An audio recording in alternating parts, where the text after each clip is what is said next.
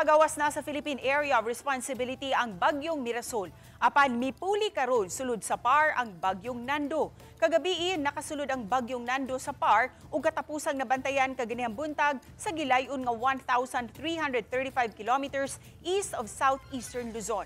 Nag-irog kini sa direksyon sa amihanang kasadpan ug rumbuhon niini ang extreme northern Luzon sa mosunod nga mga adlaw.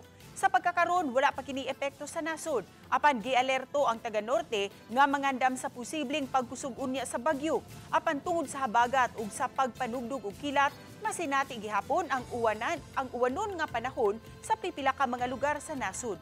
Subay sa rain forecast sa Metro Weather, adunay kahigayunan nga masinati ang katagatag nga pag-uwan-uwan sa Samar ug Leyte provinces. Lakip na sa Sugbo ug Bohol.